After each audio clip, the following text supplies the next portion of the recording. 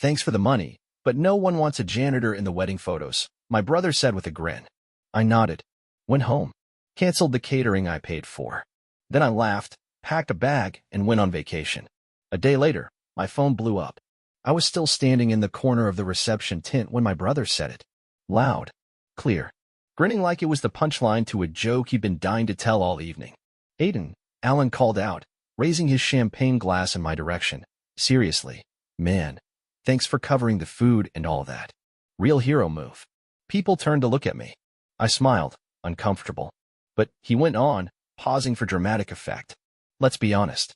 No one wants a janitor in the wedding photos. Silence. And then, awkward laughter. His best man chuckled. His bride, Emma, hid her face behind her wine glass. A few cousins looked at their shoes. One of Alan's co-workers gave me a pitying glance and turned away. I just stood there in my work boots and blue uniform shirt, the faint scent of bleach still lingering on my sleeves. I laughed. Just once. A small exhale through the nose. And then I said, "You're right." That was all. I didn't throw a drink. I didn't yell. I didn't storm out like in some movie. I just smiled at my little brother, turned around, and walked off the grass and into the parking lot like nothing happened. But inside something split. Quietly. Cleanly. The way you don't feel a deep cut until you see the blood. I sat in my car for a long time, watching people dance through the reception hall windows. They looked like shadows against the fairy lights. I pulled out my phone, opened the catering confirmation I'd paid for weeks ago, $8, $793.24, non-refundable if canceled within 24 hours. I was just in time. I hit cancel, and then I booked a one-way ticket to Costa Rica. No one wants a janitor in the wedding photos? Fine. Let's see how they like wedding photos with no food on the tables. Thanks for the money, but no one wants a janitor in the wedding photos. That sentence didn't just sting. It detonated everything I'd been too blind to see for the last 8 years. Let me back up. Alan's my younger brother. Always was the charming one. The fun one. The kid who scraped by with a crooked grin and excuses like, "I'm figuring it out," while other people picked up the pieces. Usually me. I didn't go to college. I cleaned them. While Alan was changing majors like socks, I was pushing a mop across dorm hallways to help Mom and Dad pay his tuition. 3 semesters in, he dropped out. College isn't for me, he'd said. But thanks, bro. You're a lifesaver. That line became his go-to. I helped him get his first apartment when he and Emma moved in together. Covered the deposit, paid his overdue utilities. When they got engaged, he said, "You're the only one I trust with the wedding aid. Can you help us pull it off?" He knew I'd say yes. I always did. So I did the impossible, picked up overtime shifts, skipped weekends, gave up my only vacation in years. I funneled every extra dollar into that wedding. I paid for the catering. I helped Emma's mom with the venue deposit when she forgot her checkbook. I even covered the extra cost of Emma's second dress, because the first one made her look bloated. I paid. I smiled. I clapped when they kissed. And what did I get? Thanks for the money, but no one wants a janitor in the wedding photos. That line. That smirk. That gleam in his eye like he was proud of himself.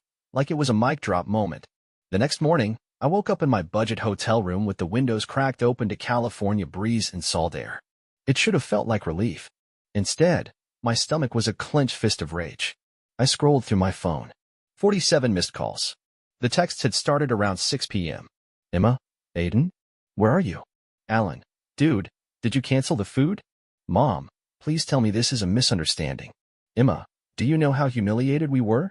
People left early. Dad? Aiden. Call me now. The cherry on top? Alan. Bro, you went too far. Like I said, no one wants a janitor in the wedding photos. But this is pathetic. I stared at that message for a long time. No apology. No, I didn't mean it. Just more mockery. That night, my phone rang again. Mom. I let it go to voicemail. But then she called again. And again. Eventually, I picked up. Aiden, she said. What is going on with you? Hi, Mom. Good to hear from you too. Emma's family is furious. They spent all that money and everyone went home hungry. Emma's family? I laughed bitterly. You mean the people who spent nothing and left the cake bill to me? That's not the point. No, I said flatly. The point is your son, your other son, humiliated me in front of everyone. And you all laughed. Oh, come on, she snapped. It was a joke. I went quiet. You really think it's funny? I asked. You think it's funny I skipped vacations, turned down raises just to stay in town and help you with the mortgage, paid for Alan's wedding, and then got told I'm not photo-worthy? There was silence on the line. Then, well, you do wear that uniform everywhere, Aiden. Maybe if you tried harder. That was it. That was the moment. The click. I hung up. A few hours later, Dad called. What were you thinking? He snapped. We had people calling us. There was nothing to eat. Emma was crying in the bathroom. I was quiet. You listening, son? Dad, I said calmly. Can I ask you something? What? When Alan dropped out of school, who paid his last tuition bill? You did, he said, annoyed. But that's not. When his car broke down and he needed a new transmission, who helped him buy a used one? You did. When you and Mom were behind on the house 3 winters ago and the heating was about to be shut off? There was a pause. Then he grunted. What's your point? My point, I said slowly, is that I have always shown up. And not once, not one single time, has any of you thanked me without adding a guilt trip after. And now you all act like I owe you my silence. My humiliation. You're being dramatic. No, Dad. I'm being done. Later that week, I went by Alan's house. Not to make peace. Not even to argue. I just wanted to drop off the receipts. He opened the door shirtless, beer in hand. Oh, he said, scratching his head. The ghost returns. I handed him a manila folder. What's this? All the receipts for the wedding, I said. Catering.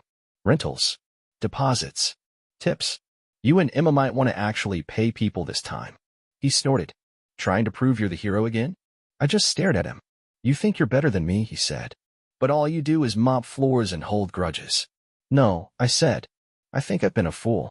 A janitor who believed love could be bought. Who thought family meant something. Alan smirked. Guess you finally figured it out. I nodded. Yeah. And I hope you enjoy living with the consequences. 3 days after the wedding, silence. No calls. No texts. No apology. Just complete, cold nothingness. Then, a letter arrived. White envelope. My name in delicate handwriting. Inside was a typed message from Emma. Dear Aiden, we hope you understand what your actions cost us. My parents were humiliated. Alan is heartbroken. We're asking you to do the right thing and reimburse the expenses we had to cover after the catering cancellation. Enclosed is an invoice.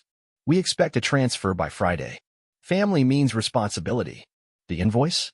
$2,400 for emergency pizza delivery, an extra generator, and my favorite, emotional distress. $500. For her tears. I stared at the letter, then calmly fed it through my blender. Let the confetti rain. The next morning, Mom texted. Mom. Family dinner. Saturday. You're coming. We need to talk. At first, I wasn't going to go.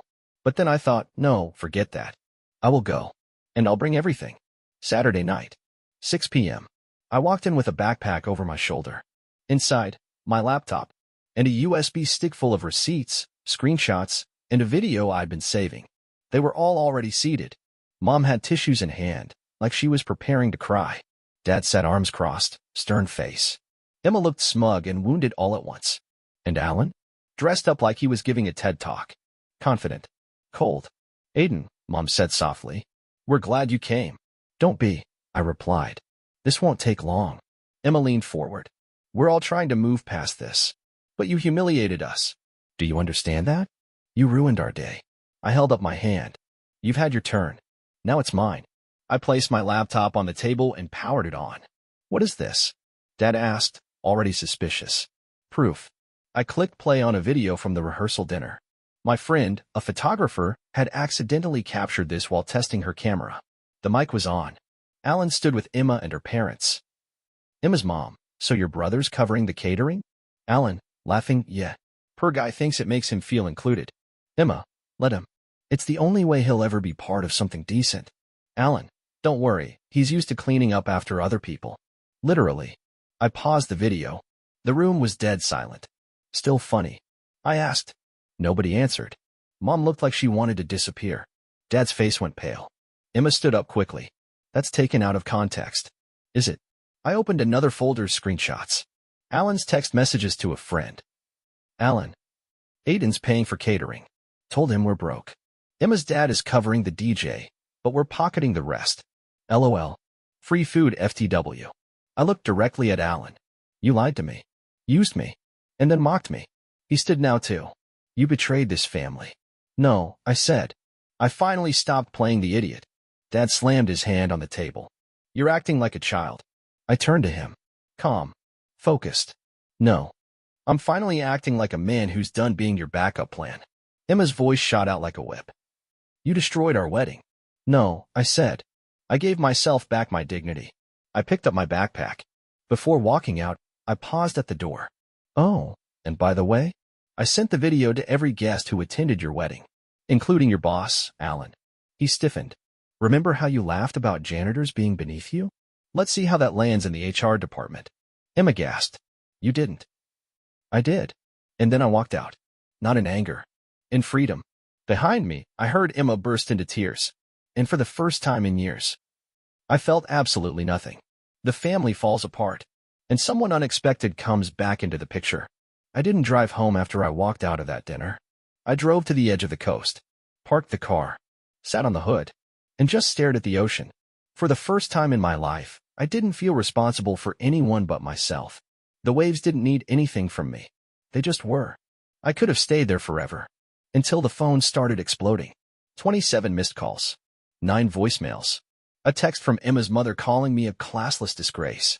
One from Dad. You've embarrassed us beyond repair. But the real kicker? Alan. You're dead to me. You'll regret this. I read it 3 times, smiled, and deleted it. No rage. Just relief. What I didn't expect was the public reaction. Apparently someone at the wedding caught the tail end of my speech on video.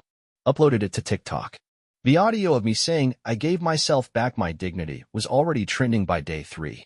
This is the most satisfying real-life moment I've ever seen. Dude's a janitor, but just mopped the whole family. Even BuzzFeed DM'd me asking for the full story. I ignored it all. I didn't need validation. But wow, it felt good. On Thursday, it got quiet. And that's when Sophie texted me. Sophie, my ex. We dated for 2 years, back when I was still trying to earn my family's approval. She left because she couldn't watch me get walked over anymore. Sophie. I saw the video. I've never been prouder of you. I always knew there was fire in you. They just buried it. We met for coffee 2 days later. No expectations. No awkward tension. Just 2 people who had survived the same storm and finally stepped into the sun. I left because I couldn't stand how they treated you, she said quietly, stirring her drink. I kept hoping you'd see it for yourself. I saw it, I said. Finally. She smiled. So now what? I don't know, I said. But for the first time, it'll be my decision. Back home, things were burning. Emma left Alan. Walked out on him 3 days after the video went viral. Apparently, her parents told her she was a disgrace to their reputation. Alan messaged me 2 words. You win. I didn't reply. Then came the surprise I wasn't expecting. Kelly, my cousin, reached out. Kelly. I'm done with them too. You inspired me. I just signed the lease on my own place. She'd always been the quiet one at family gatherings. Always watching. Turns out, she was watching everything. By Sunday, my mom came to my apartment. I didn't let her in. I just want to talk, she said through the screen door. So talk. Her voice trembled. You broke the family, Aiden. No, I said. The family was broken long before I stopped fixing it. She opened her mouth to argue, but didn't. Instead, she whispered, Your father's not speaking to anyone. Alan hasn't left his house. Not my burden anymore, I said. You made that clear. You really won't help us, she asked. Not even now? No. Her eyes welled. I don't even recognize you. I smiled. Finally. And I shut the door. The next day, I checked my email. There was a message from Sophie. I'm flying to Costa Rica in 3 weeks. You said you always wanted to go. Still want to? I stared at the screen, then typed. Booked. I left 2 days later for a short trip first, not Costa Rica. Just a quiet weekend alone. The night before I left, I stood on my balcony, sipping whiskey. Waves of messages still flooded my socials. People sharing their own stories, thanking me for saying what they never could. I wasn't trying to be an example. I just finally stood up. At 9:12 p.m., another message came in. Brian, Alan's ex-best friend. Proud of you, man. He always treated you like trash. You burned it all down and still came out clean. I smiled. Not for the praise, but because it was finally over. I looked out over the city lights and whispered to the sky. Thanks for the wedding photos. Then I raised a glass to the night air. To freedom. To truth. To finally saying no. Some bridges need to burn, so you can finally feel the warmth. 2 months later. Warm evening. Costa Rica. Ocean breeze kissed my skin as I lay in a hammock with a book I hadn't touched in years. It smelled like mango trees and salt. No phones ringing. No guilt hanging around my neck like a noose. I was free. But you know what surprised me most? I didn't miss them. Not even a little. When you grow up in a family like mine, you're trained to feel one thing above all: obligation. They tell you, family is everything. You don't turn your back on blood. You're the older one. It's your job. But they never talk about respect. Never mention mutual effort. Never admit that love without boundaries is just control dressed in a Hallmark card. I thought I was doing the right thing for years. Paying, fixing, bending, shrinking. And for what? To be called a janitor at my brother's wedding? To be cut out of photos, then asked to pay for dessert? No. No more. The week after the wedding went viral, I got messages from strangers. People saying I was brave. That I'd inspired them. That they finally cut off their own toxic parents, siblings, even spouses. One message stood out. My brother used to call me worthless. I was paying his rent and raising my niece. Your story made me walk away. For the first time, I feel like I can breathe. That broke something open in me. Because I knew that feeling. And it hit me. I didn't just take my life back. I gave people permission to take theirs too. Alan? Still unemployed. Emma never came back. Last I heard, she was trying to marry into a wealthy family her dad knew through golf. Good luck with that. Mom and Dad? They tried one last stunt, sending a family friend to mediate. A guy I hadn't seen since high school showed up at my door like some peace ambassador. You've made your point, he said. They get it now. Maybe it's time to come home. I didn't answer. I just reached for my phone, opened the photo from the wedding, the one where Alan's laughing with a champagne glass and I'm in the corner, cropped halfway out of frame, and zoomed in. They didn't just crop the photo, I said. They cropped me. He stood there. No words. Then he nodded and left. Sophie and I didn't get back together. But we stayed close. Bonded by scars the same shape. She came to visit me once in Costa Rica. We drank rum on the beach and talked until sunrise. And when she left, she smiled and said, "You're not the same guy I walked away from. And that's a good thing." She was right. A few weeks ago, I did something I'd put off for years. I walked into a local office supply store, bought a whiteboard, and wrote one word across the top in bold black letters. Boundaries. Underneath, I listed 10 names. 10 people I'd spent years trying to please.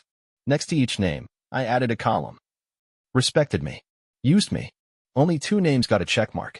And one of them was mine.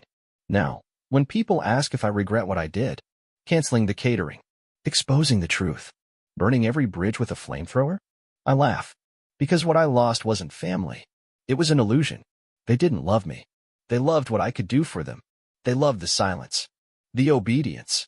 The yes, of course, every time they stretched their hands out and I opened my wallet. But when I stood up, when I said no, they turned into strangers. And maybe they always were. Some people dream about revenge. I dreamed about quiet mornings. Coffee with no dread in my stomach. Friends who text me because they want to, not because they need something. I dreamed of waking up without the weight of being someone's emotional garbage can. Now I have that. And I'll never give it up again. My last message from Alan came on my birthday. Hope you're happy. We needed you. I smiled and finally replied. I needed me too. That's the difference. This is where the story ends. Not with a perfect family. Not with a warm reunion over pie and forgiveness. But with freedom. With one man who finally looked his blood in the face and said, "You don't get to call it family if you treat me like furniture." And then he left. And never looked back. So here's the moral, if you're looking for one. If they laugh at your struggle, call you cheap while spending your money, mock your job, your clothes, your heart up, cancel the catering, let them taste what it's like to be hungry for once, and then book a flight, raise a glass, and toast to finally choosing yourself. Bonus chapter, I'm the guy who canceled my brother's wedding catering. Ask me anything. 2 months ago, my brother told a crowd, "Thanks for the money, but no one wants a janitor in the wedding photos." I was the one who paid for the catering. That night, I canceled the entire order. While they served cold pizza and embarrassment, I was sipping wine on a balcony in Costa Rica. I said nothing at the time. I just walked away. Now I'm answering the questions everyone keeps asking. Do I regret it? No. I regret staying silent for so long. Not for finally drawing a line. Did Alan ever apologize? No. His last message was, You win. I didn't reply. Did Emma leave him? Yes. 3 days after the wedding. Did your parents support you? They tried to guilt me into rebuilding the family. I closed the door in their face, both literally and emotionally. Are you still a janitor? Yes. And I'm proud. I clean messes. Not just floors. How did people react? Positive. Thousands of strangers thanked me. Some cut off toxic relatives. One woman messaged, "You gave me permission to stop being the family bank." Negative.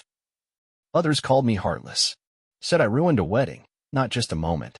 A few quoted scripture at me. One said, "You'll regret it when your parents are gone." I don't. I've said my piece. I've moved on. But one question still lingers. If you spend your whole life cleaning up after others, who do you become when you stop? I'm still figuring that out. And for the first time ever, I'm okay not knowing.